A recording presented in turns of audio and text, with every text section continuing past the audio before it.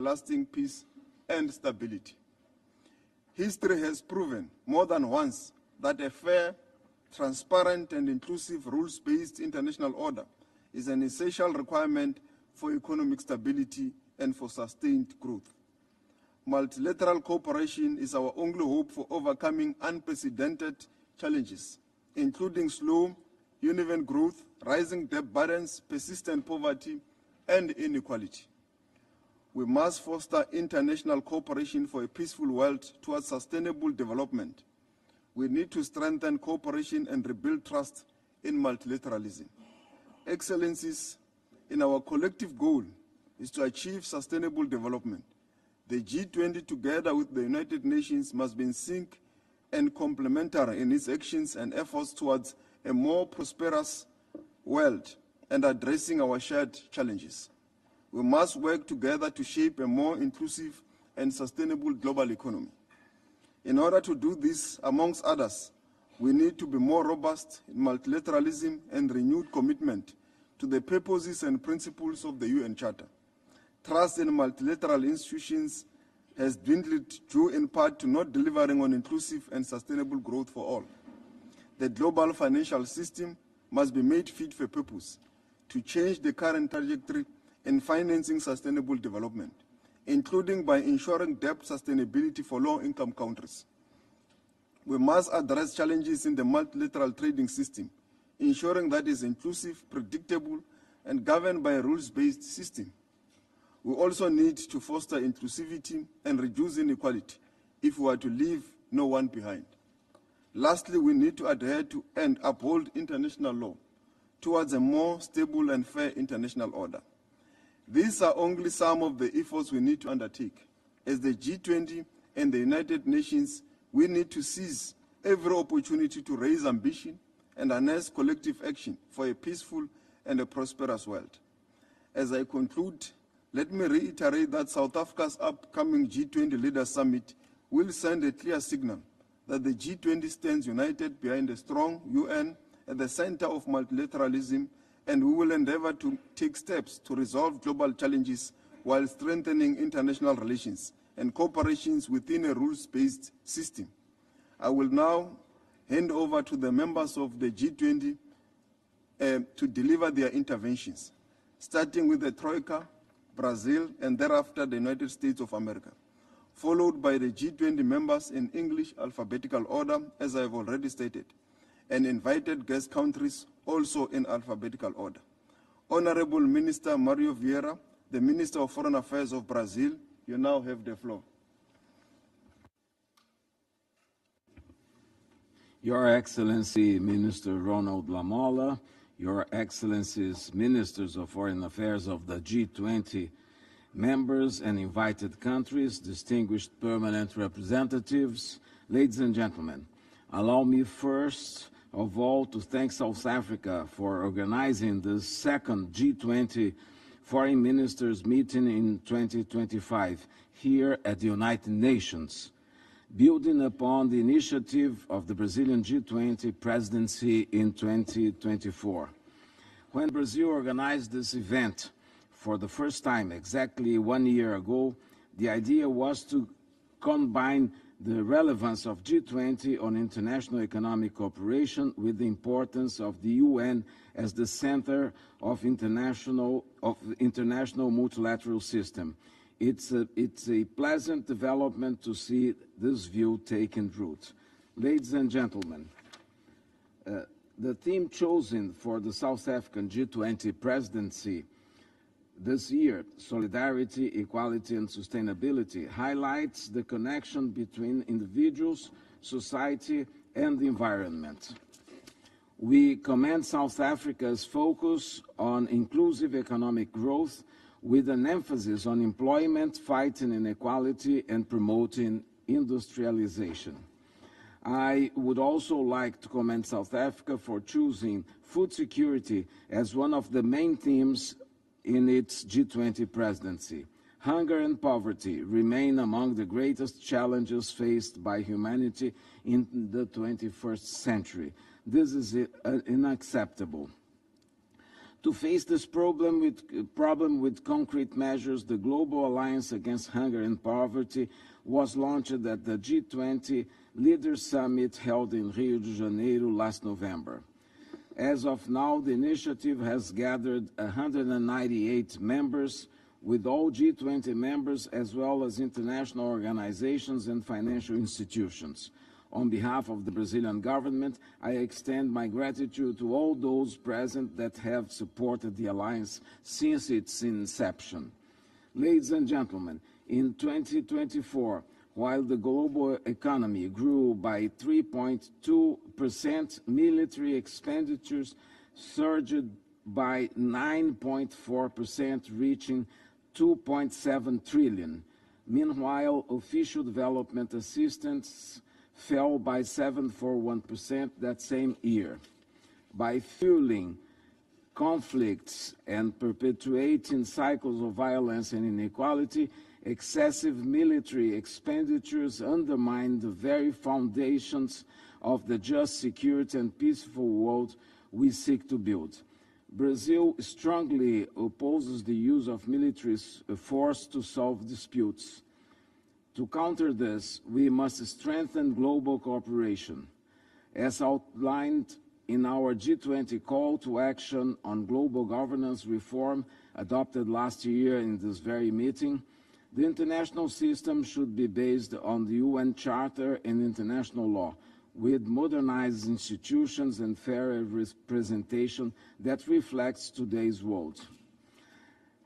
As we witness the proliferation of deliberate attacks on the United Nations and international law, the very foundations of the multilateral order agreed upon in 1945 are at an unprecedented risk. Therefore, those who reject the rule of force must stand together and send a strong message to commitment to the purpose of principles of the UN Charter. In celebrating the 80th anniversary of the United Nations, we must recommit to the Charter's purpose and principles and reflect on how to make this organization more capable to deliver on these foundational objectives. We now need a fit-for-purpose United Nations whose actions and initiatives are firmly grounded on the notion that can be no sustainable development without peace and no peace without sustainable development.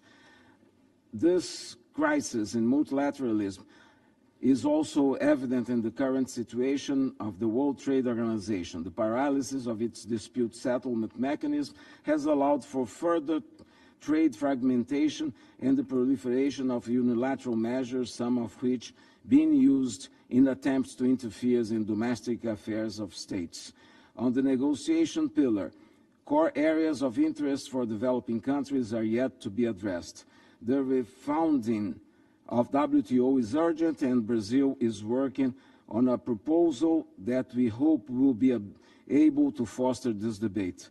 The full engagement of the international community is essential to face these challenges and build a multilateral system that is fair, inclusive, and effective. Ladies and gentlemen, during our G20 presidency in 2024, Brazil worked hard to address such key global issues, as well as to enact concrete contributions to helping alleviate hunger, poverty, and inequality, securing climate financing, and supported the much-needed reforms of global governance architecture.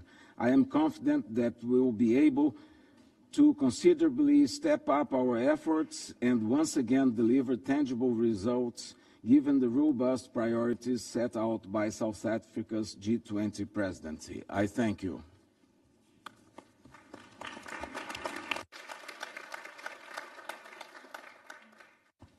Thank you very much, my dear brother, Mario Vieira. We'll now give the floor to the United States of America, Ms. Alison Hooker, the Undersecretary for Political Affairs. You now have the floor. Thank you very much. Good morning, Excellencies, distinguished colleagues. It's my distinct honor to address you today on behalf of the United States. As a founding member of the United Nations and principal member of the G20, the the United States believes deeply in the promise of our international institutions. As President Trump said just this week, the United Nations has such tremendous potential, but it is not even coming close to living up to that potential. One reason is that these institutions have drifted far from their original mandates. We no longer focus on what we set out to accomplish. That is why we believe it is time to get back to basics, returning to the core principles that inspired the creation of these institutions in the first place. For the G20, this mission is both straightforward and essential. This forum was established to promote economic growth and financial stability among the world's largest economies. Its purpose was to confront pressing global economic challenges and to create the conditions for prosperity. That is a tall but worthy task, one that demands clarity, focus, and discipline. Unfortunately, in recent years, the G20 has drifted.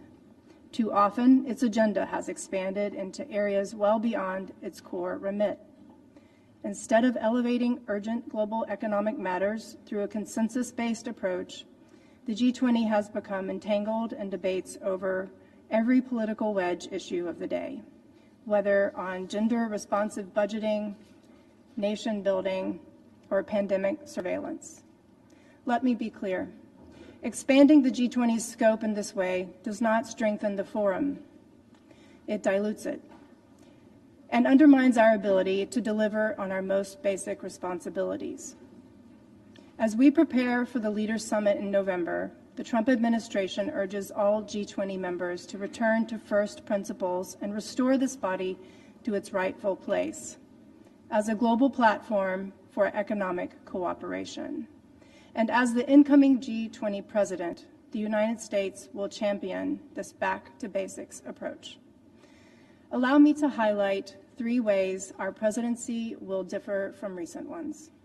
First, we will re-center the G20 on its core economic mission. We will not spend hours debating out-of-touch social initiatives disconnected from growth and stability. Instead, we will concentrate on priorities that directly strengthen our economies and benefit our citizens. In other words, no diversity, equity, and inclusion or gender-responsive budgeting. Second, we will streamline the G20's processes. We will reduce the proliferation of working groups, cut back on bureaucratic excess, and sharpen our lines of effort. The goal is simple: to make our time together more efficient and more closely aligned with the forum's founding mandate. Third, we will focus on outcomes. The G20 was created to build resilience and stability in the global economy, not to produce lofty declarations that sit on a shelf. As President Trump reminded us earlier this week, empty words don't solve war, nor do they put food on people's tables. Next year, under President Trump's leadership, the G20 will work to deliver real outcomes, not just statements. In this spirit, the United States looks forward to working with each of you to renew the G20's role as an anchor of international economic cooperation. Together, we can deliver growth, stability, and prosperity for our nations and for the world. Thank you very much.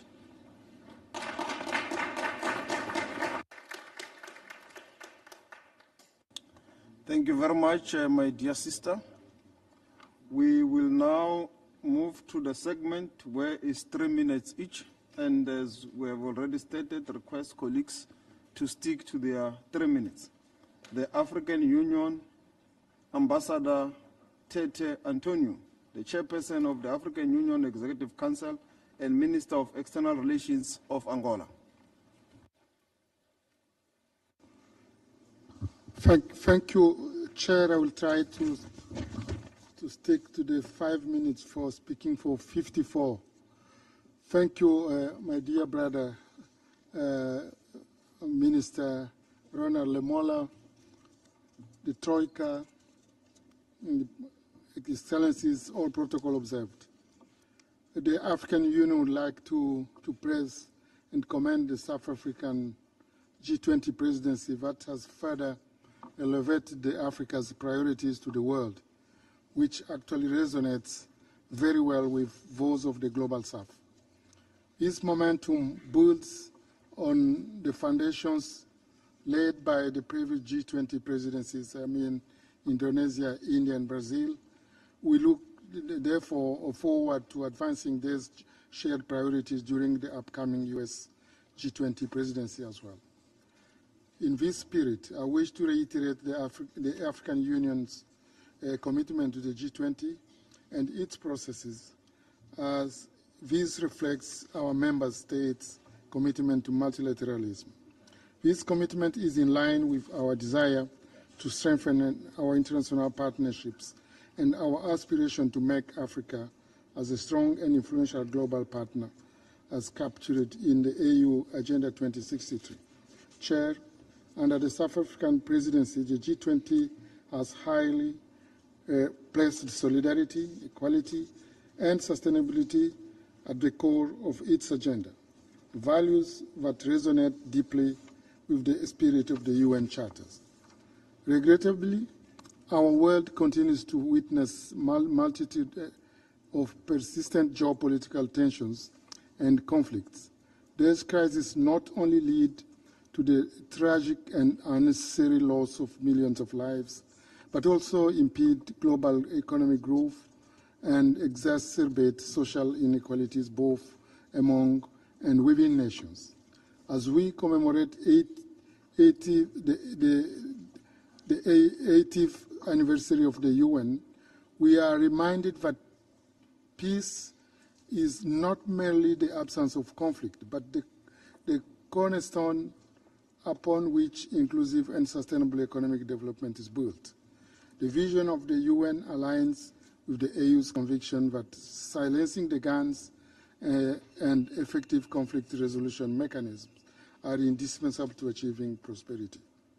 Today, the African Union calls upon the G20 to reaffirm peace as the path that unites the principles of solidarity, equality, and sustainability. Without peace, there can be no shared progress, no dignity, and no sustainable future for sure.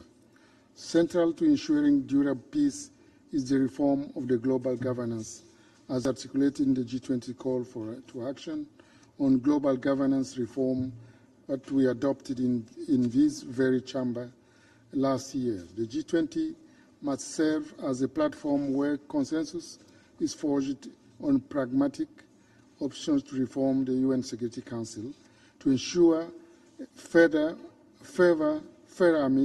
representation of the world as it is today. The AU has a strong common position on this built on the Zuluni consensus. To secure durable peace that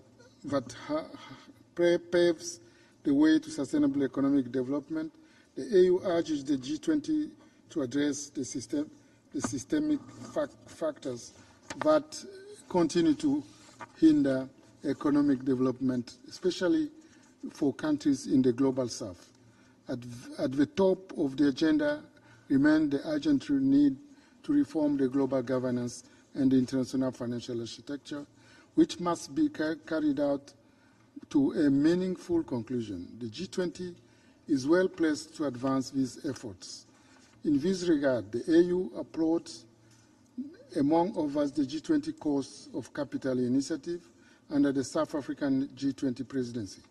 The G20 must also reaffirm its unwavering support for the global development agenda. Further, the need for to strongly engage in the urgent reform of the multilateral trading system with the World Trade Organization at its core. Today, the increasing challenges in international trade, the resurgence of trade, protectionism, and proliferation of bilateral trade arrangement is a wake-up call to act swiftly to achieve a free and fair global trade system. On food security, peace and sustainable economic growth cannot be secured in the world where vast segments of the population remain perpetually hungry. We recognize the G20 efforts on food security, notably the Global Alliance Against Hunger and Prosperity, launched under the Brazilian presidency of the G20. Compounding the challenge of food insecurity and existential threat of climate change, its impact as well already on fuel conflicts and disrupt our food systems. Mr. Chairperson, addressing their challenges requires massive investment in resilient and sustainable infrastructure and energy systems, which are the bedrock of production and prosperity.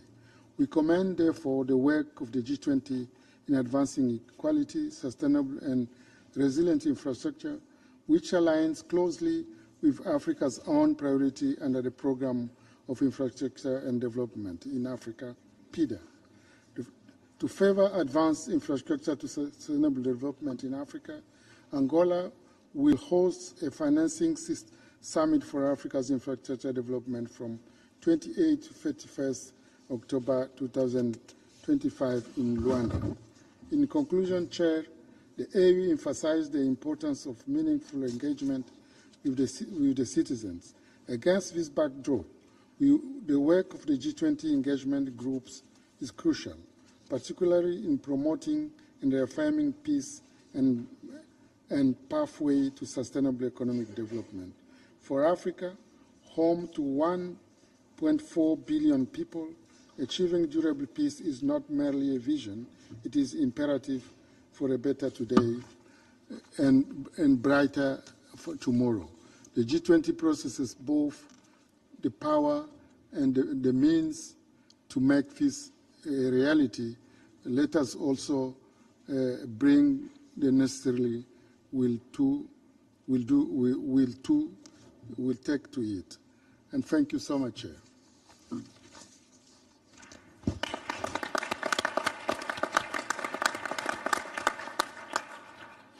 Thank you very much, my dear brother, for that.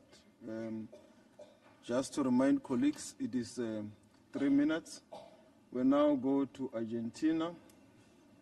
His Excellency, Mr. Geraldo Huertan, the Minister of Foreign Affairs, International Trade and Worship of Argentina.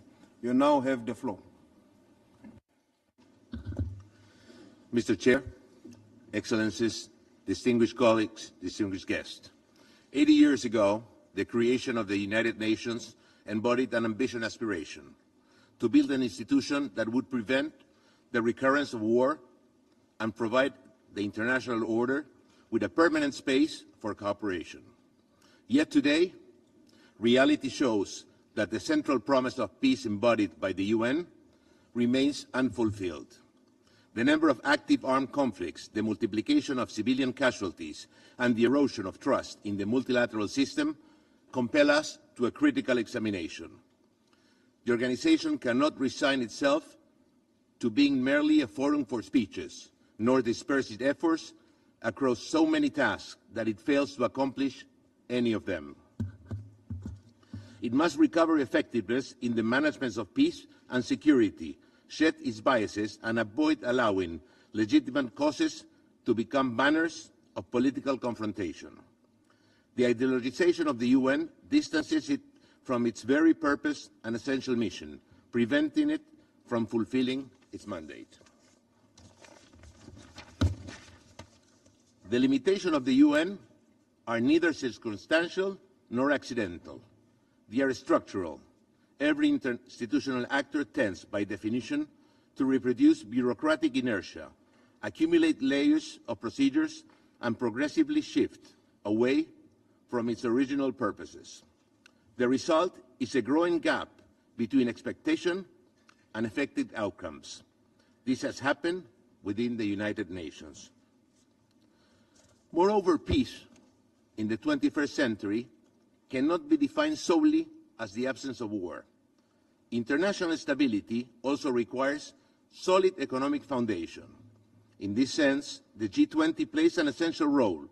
Without trade and investment, there cannot be sustained growth. And without growth, global politics become fragmented and the international order weakens. Recent experiences make this clear. When the economy erodes, political trust inevitably deteriorates.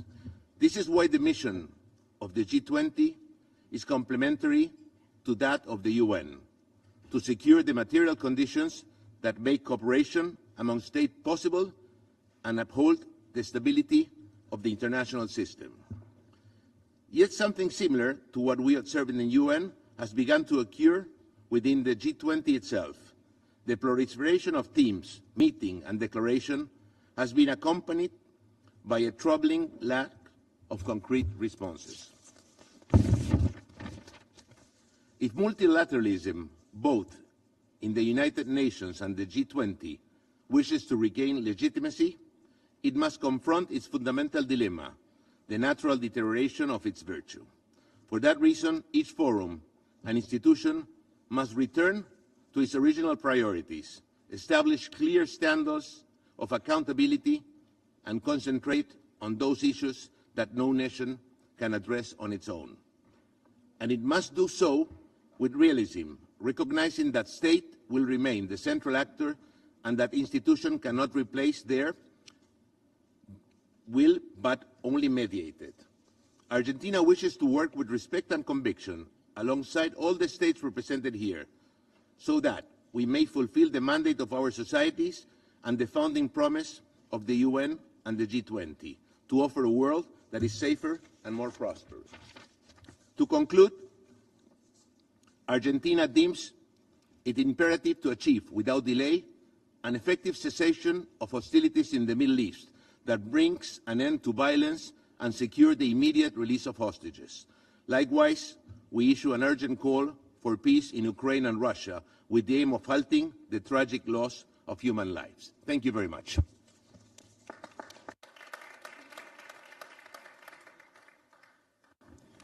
Thank you very much, Argentina.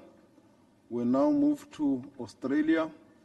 Her Excellency Ms. Penny Wong, the Minister for Foreign Affairs of Australia. You now have the floor. Thank you, Chair, and I thank South Africa for your leadership of the G20 this year, and Australia is pleased to make a contribution on the topic of reaffirming peace as a path to sustainable economic development. 80 years ago, we came together as a world to create the UN, and Australia was there from the start, and we came together because we had a vision, a world in which no country dominates and no country is dominated, where everyone can prosper and where no one is left behind. 80 years on, we meet at a time of great turmoil, great change, more conflict in Gaza, Ukraine, Sudan, Myanmar, and we met at a time where there is greater risk of nuclear warfare.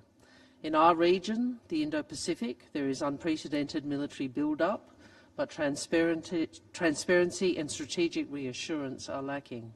Trust deficits are exacerbated by this uncertainty, increasing the risk of miscalculation. We in this room all know that conflict eats away at economic growth. Conflict eats away at sustainable development. It leaves the most vulnerable behind, and it puts the achievement of the Sustainable Development Goals even further out of reach.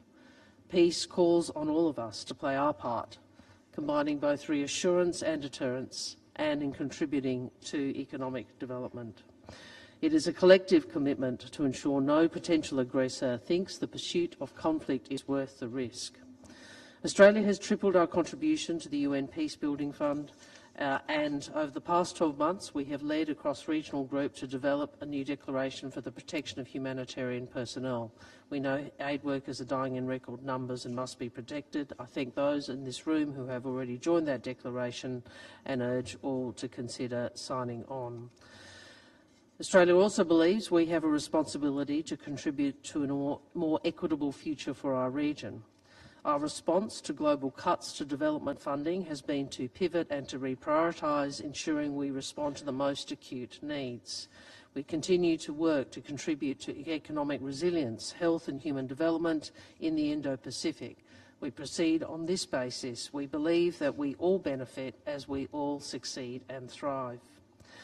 Colleagues, as the UN turns 80, we can celebrate its successes: the eradication of smallpox, reversing ozone layer destruction, lifting infant mortality rates, setting the rules, norms and standards that underpin a modern world and working to embed human rights. But we know we confront immense challenges: more conflict, more proliferation, climate change, poverty, hunger, displacement. The system has not always represented the interests of all, and reform is needed to ensure the UN better serves us all. This is a room that has enormous economic and strategic weight. We have an opportunity in this time of change to deploy our collective agency, not only to enable peace, but to build prosperity, and perhaps most importantly, to safeguard and build the norms, rules and institutions which enable both. I thank you.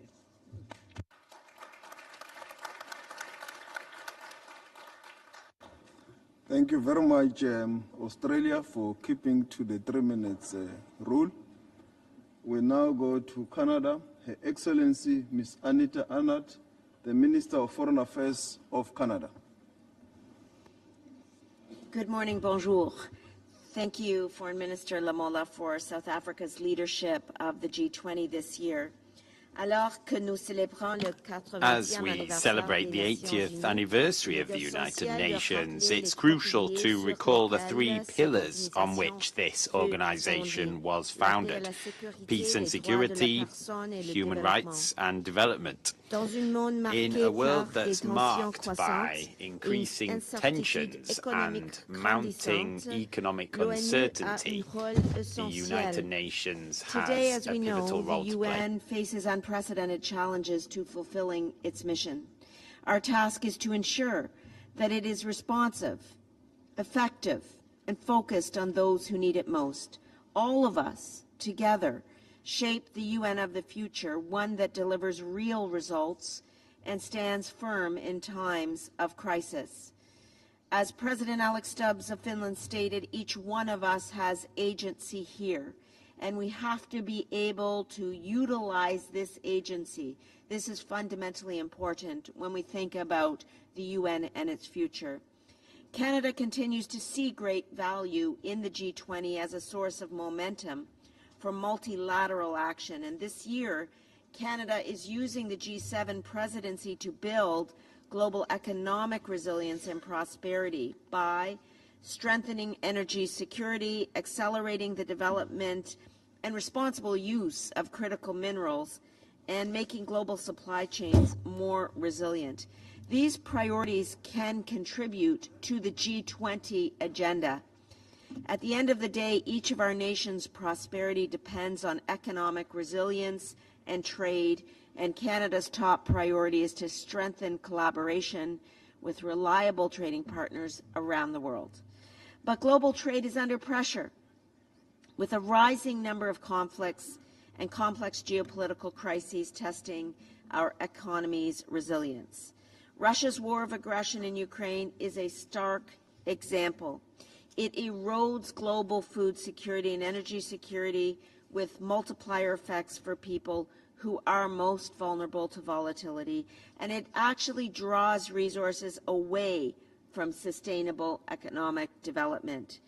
Canada, as the highest per capita donor to Ukraine, continues to call for respect of the UN Charter, for territorial integrity, and a just and lasting peace for Ukraine. This peace has to uphold Ukraine's sovereignty, protect human rights, and reflect the will of the Ukrainian people. We have to collectively call on Russia to end its absolutely unjustifiable and illegal invasion of Ukraine. Turning to the Middle East, this week Canada recognized the state of Palestine. Addressing Gaza's catastrophic humanitarian crisis is also a priority. Canada calls for an immediate and lasting ceasefire, the release of all hostages, the protection of civilians, and more humanitarian aid to reach those in need without obstacles under the UN system. Canada is going to increase our efforts to support strong democratic governance in Palestine, and we are in regular contact with the Palestinian Authority to ensure that it will make good on the promises set forth in the Abbas letter. Finally, I want to turn to the deteriorating situation in Haiti. which has significant consequences on the Haitian people region-wide. I want to say to this room that Canada strongly supports a UN support office to bolster the security mission in Haiti, and we urge international support for the UN Security Council resolution, as well as critical financial and in-kind support, of which we donated or have contingent on the passing of the UN resolution, $60 million. To close, I'm going to emphasize the value that so many of us here today hold, and that is multilateralism. We, like many of you, are committed to multilateral engagement and free trade, but we can only achieve multilateral engagement and unwavering free trade together. Peaceful, secure, and prosperity in terms of economic resilience and security and global protection of that peace is only possible through our collective action. Canada will continue building mutually beneficial and reliable partnerships for trade, for defense and security, and for investment and development. And let us remember, as we mark the UN's 80th anniversary, that reaffirming peace is the surest path to sustainable economic development for all, for today and for generations to come. Thank you.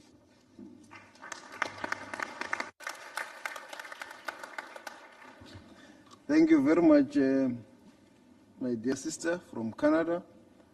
We now move to China. His Excellency, Mr. Fung Kong, the permanent representative of China to the United Nations, you now have the floor. Thank you, President. Your Excellency Foreign Minister Ronald Lamola, colleagues, first, it's my privilege to convey Foreign Minister Wang Yi's greetings to all of you. This year marks the 80th anniversary of the founding of the UN and the victory of the World Anti-Fascist War. The global landscape has changed profoundly over the past 80 years. Now, the reform of the global governance system has reached a critical stage. Not long ago, President Xi Jinping put forth the Global Governance Initiative, calling for a more just and equitable global governance system, thereby injecting stability and certainty into a volatile and changing world. In a complex international environment, it is all the more important that the G20 stay united, pursue cooperation, and serve as a constructive force in the changing world. China stands ready to work with all parties in the following aspects. First, jointly safeguarding world peace and stability. We must honor sovereign equality, abide by international rule of law, respect countries' right to choose their own development path and social systems, and resolve differences through dialogue and negotiation. The UN is the central platform for advancing global governance. The G20 should support the UN in playing a central role in international affairs. It should lead by example in upholding the purposes and principles of the UN Charter and seek political settlement to regional hotspot issues.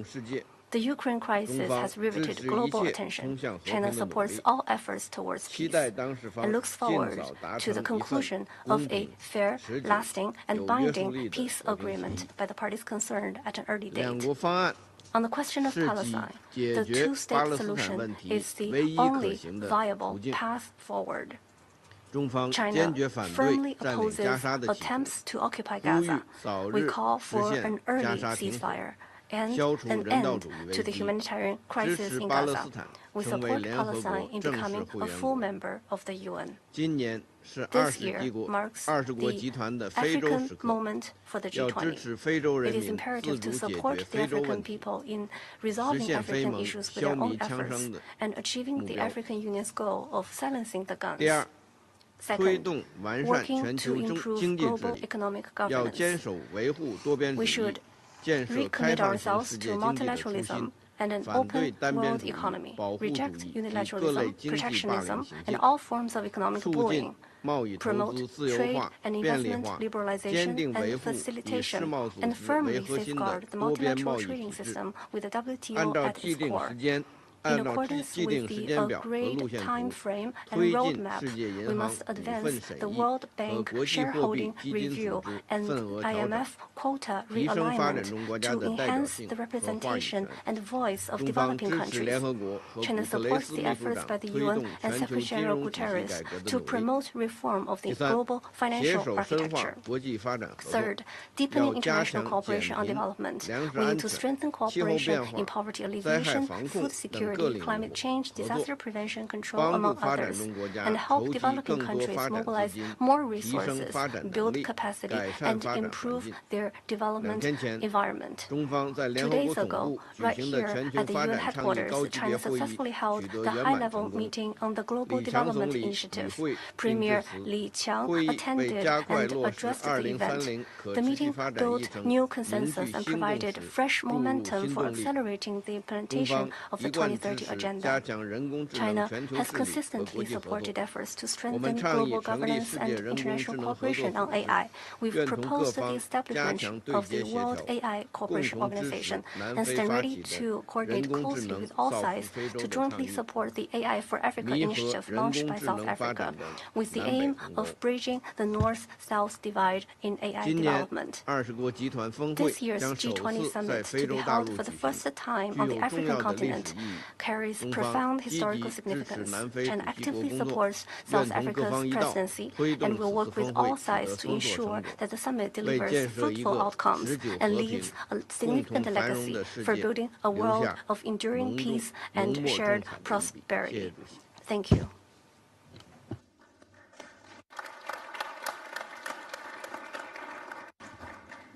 Thank you very much, my dear brother from China. We now move to the European Union. Her Excellency Ms. Kaja Kallas, the High Representative for Foreign Affairs and Security Policy and Vice President of the European Union. You now have the floor. Thank you, Excellencies. I want to first thank South Africa for convening our meeting today, and with such important focus as peace and sustainable economic development. As the United Nations marks its 80th anniversary, it is clear that reinvigorating multilateral platforms like the G20 is crucial. In a period where we see more conflicts and territorial violations than we have ever seen since the Second World War, we need a UN system that functions. But instead, we see cracks in the walls and stumbling blocks. That is why European Union is here in the New York City to reaffirm our unwavering commitment to effective multilateralism and the rules-based international order with United Nations at its core. Bold reform through UN80 initiative and the implementation of the Pact for the Future is essential. This is not simply papering over the cracks. This will help us work more effectively as an international community across the humanitarian, development and peace nexus. An effective United Nations is also crucial to address ongoing crises in the world today, from the Middle East, Gaza, to Africa, Sudan, the Democratic Republic of Congo, the Great Lakes, and Rwanda. Respect for the UN Charter and international law is the only route to deliver peace and security. Economic development is not sustainable without peace, and Russia's war against Ukraine and the conflict in Gaza remain primary drivers of global instability. During its war on Ukraine, Russia has sabotaged global food supply chains, accelerated ecological disasters, and spread disinformation, including at the highest level in the international fora like this. These actions also systematically destabilize international systems. These actions starkly contradict the G20 South African presidency's commitment to sustainable development as unifying priority. So long as there are no signs that Russia's goal of subjugating Ukraine has changed, I ask you to help build international pressure on Russia to stop killing and engage in meaningful negotiations.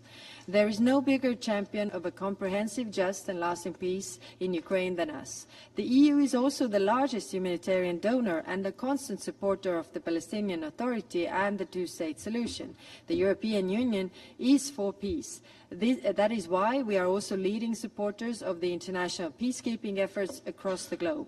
The EU's member states are leading contributors to the UN peacekeeping budget. We put our money where our mouth is.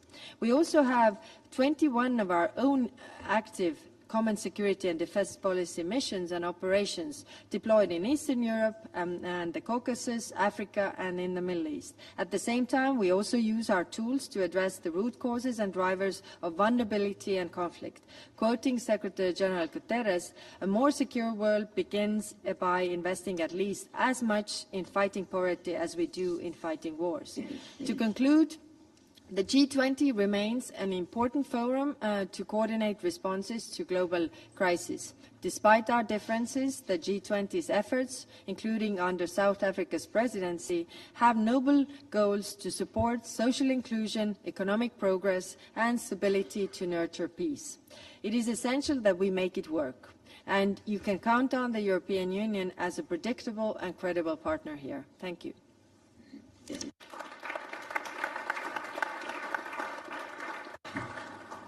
Thank you very much, my dear sister. We now move to France. His Excellency, Mr. Thani Mohamed Solihi, the Minister of State for Francophonie and International Partnerships. You now have the floor. Merci, Monsieur le Président. Thank you, Excellence. Chair. Excellencies, I'd like firstly to thank the South African Presidency of the G20 for convening this meeting, which is happening at a crucial time to reaffirm the importance of the multilateral system and its centre of gravity, the United Nations. There is no sustainable development without peace and no peace without sustainable development. We should firstly make the UN system fairer and more representative. And it's in that spirit that France has, for many years and clearly and consistently, supported reform of the Security Council and broadening out both categories of its members.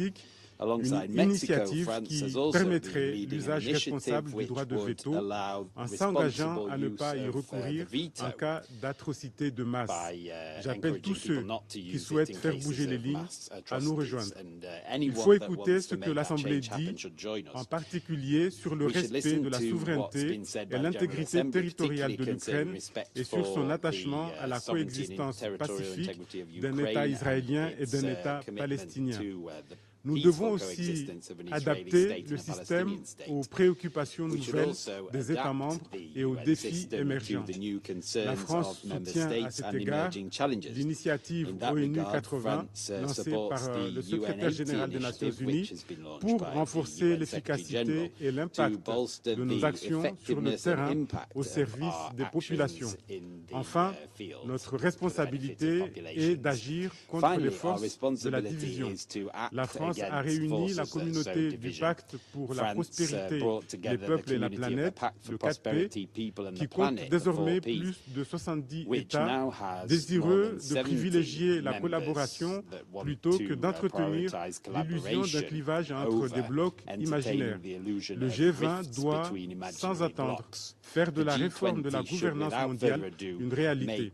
La France prendra toute sa part à ces efforts, notamment à travers sa présidence du G7 l'an prochain, aux côtés de ce groupe et de tous les partenaires de bonne volonté. Je vous remercie.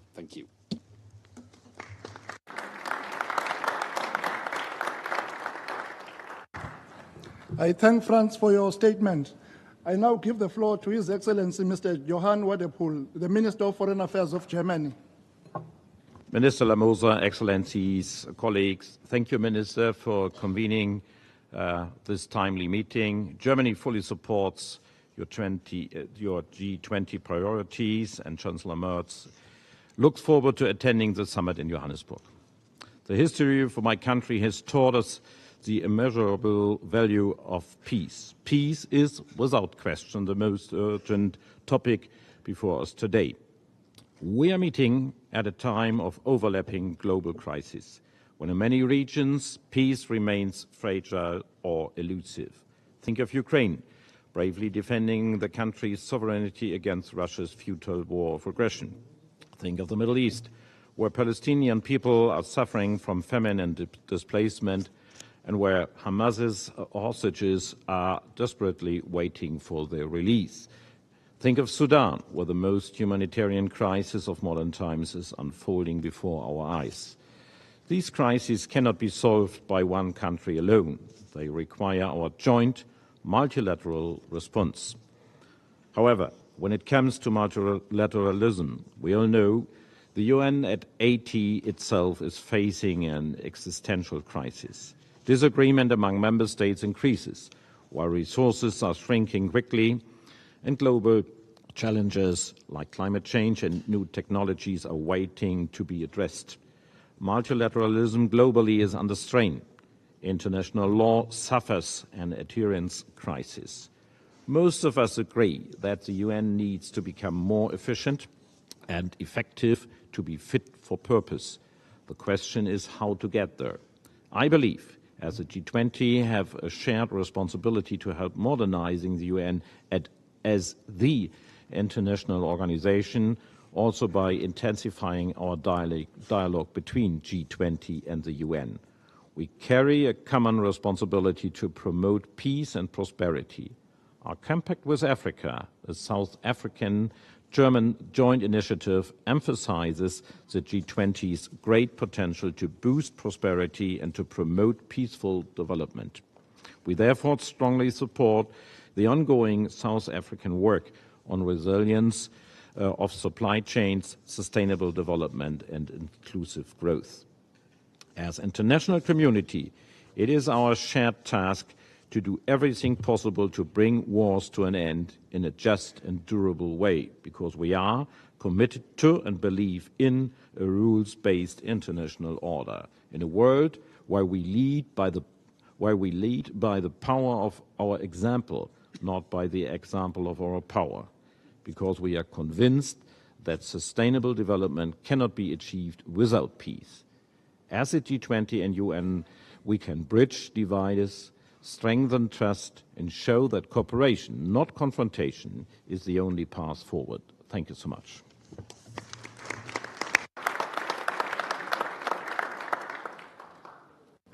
Thank you very much, Germany. We now go to Russia. His Excellency, Mr. Sergei Lavrov, the Minister of Foreign Affairs, you now have the floor.